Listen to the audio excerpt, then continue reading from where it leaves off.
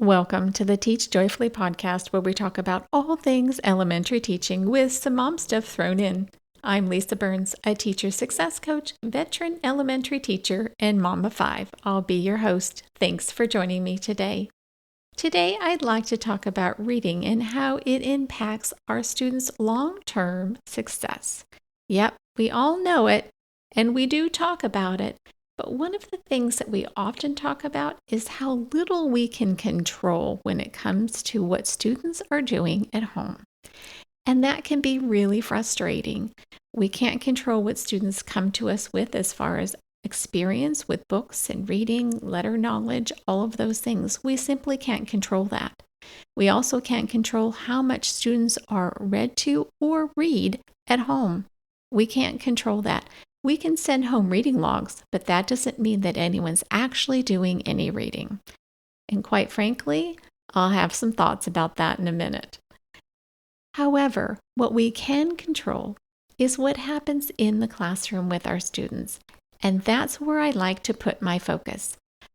At some point, we have to quit talking about what's happening at home and start focusing on what's happening in the classroom, because that's the only thing that we can control.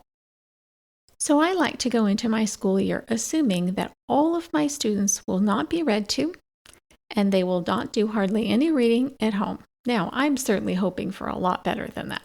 However, if I go into the school year expecting the bar to be set really low for what's going to happen at home, I won't be disappointed, and quite often, more often than not, I'm happily surprised by how much parents and kids commit to reading.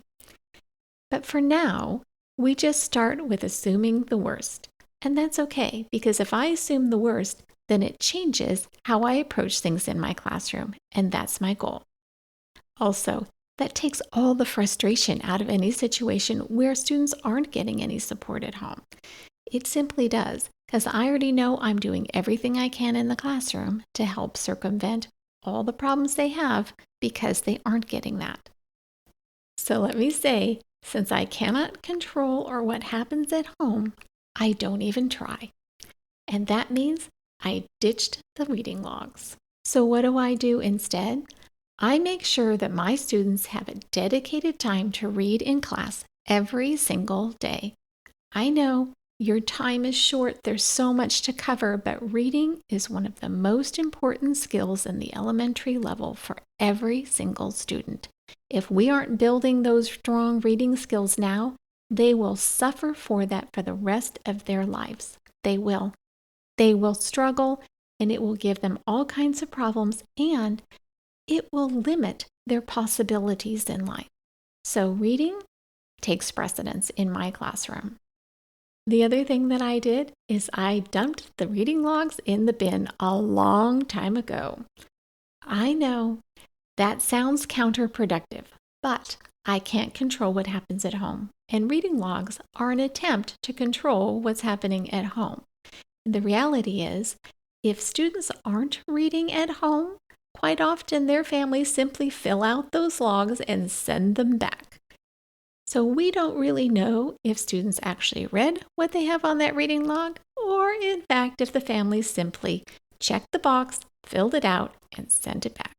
So why bother when you don't really know if that's happening or not? And many families that are diligently using those reading logs and having their kids read, they're setting a timer for that allotted 20 minutes, and that student is sitting down and reading, watching the clock the whole time until they're free from this chore. Is that what you really want to instill in students, that reading is a chore and that you read for whatever it is you're required and then you're out of there? No, that's not what I want for my students. I want them to love reading. So I ditched the reading logs because it doesn't instill a love of reading. It makes reading a chore. And I know a lot of schools require reading logs. If they do, just do them. It's okay. You're just going to have to work twice as hard in the classroom to instill that love of reading. So another way that I use classroom reading to impact student success is by providing paper books. Yes, I know with everything we've been through that electronic books are all the rage, even more than they ever have been before. However, I still believe in paper books. I do. I know it's not a popular opinion anymore, but there are several reasons why. Paper books are better for eye tracking.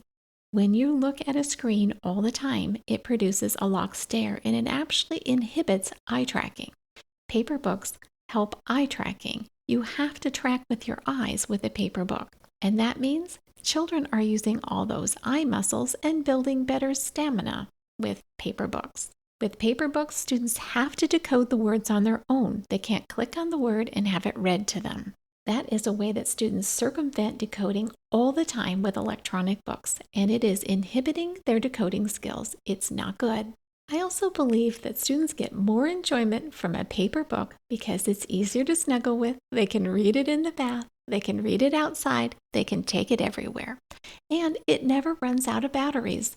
It's good all the time, even with a flashlight under the covers at night. Students can share and trade paper books. It makes reading so much fun when they're done with a book and they hand it off to a friend, and then they can have a conversation about how great it was. Oh, did you get to that part yet? That's one of the best things about books is all the conversations you can have around them. In addition, paper books are tactile, which reinforces memory. All that sensory information from how the book smells to what it feels like when you hold it and turn the pages, the sound of the pages turning, all of those things reinforce memory. We know the more senses that we can use in any new learning reinforces our memory. So paper books are a much better fit when we're talking about remembering what we've read. Now I could go on and on about paper books, but we'll save some of that for another episode. Another way that I use classroom reading to impact student success is read alouds.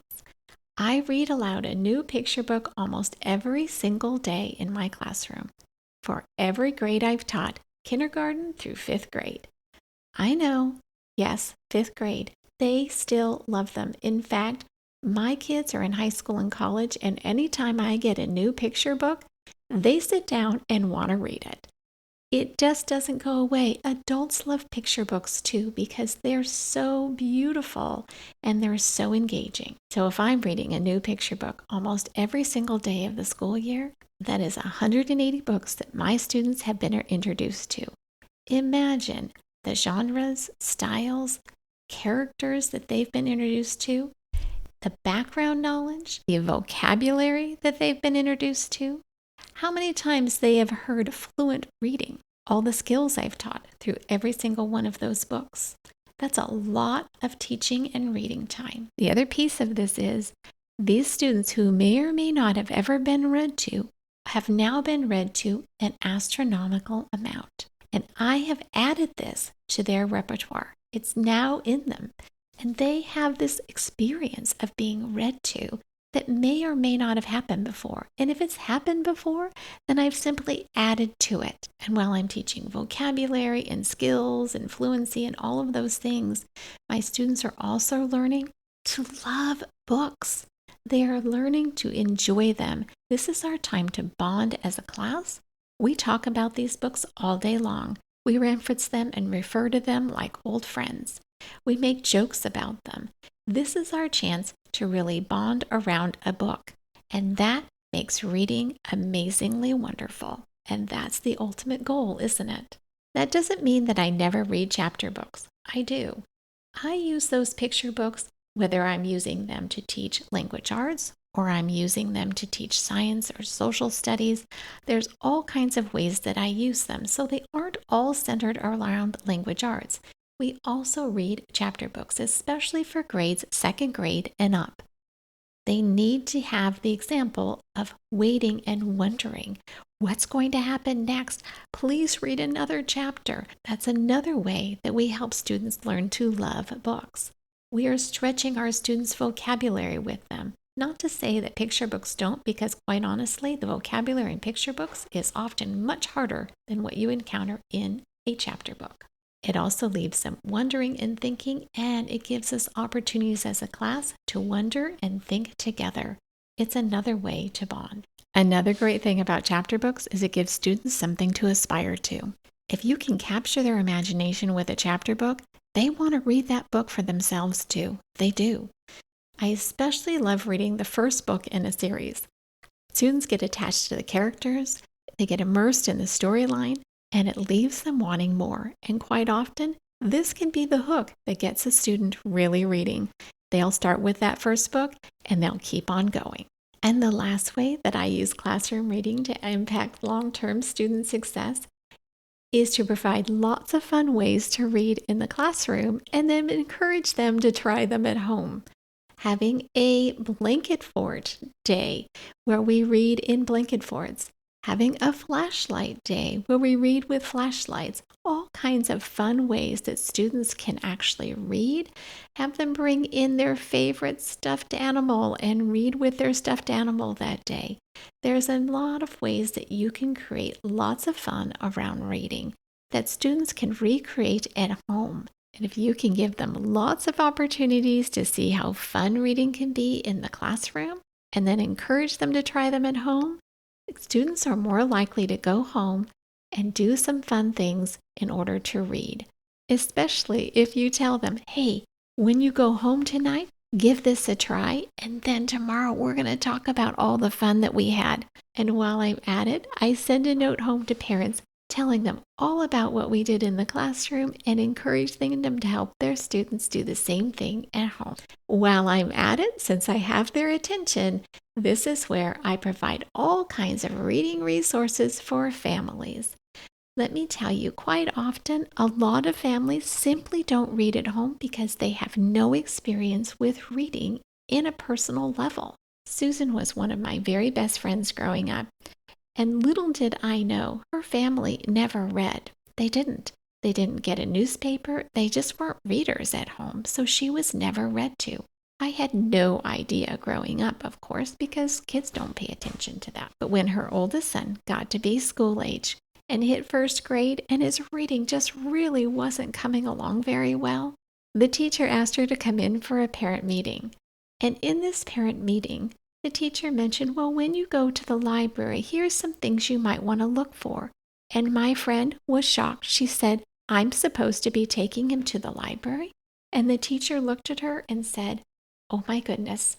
Okay, let's go back and talk about the things that you can do at home that will support your child as a reader. And proceeded to talk about reading to her child, going to the library, all of these things that we often take for granted. This is true for so many families even today.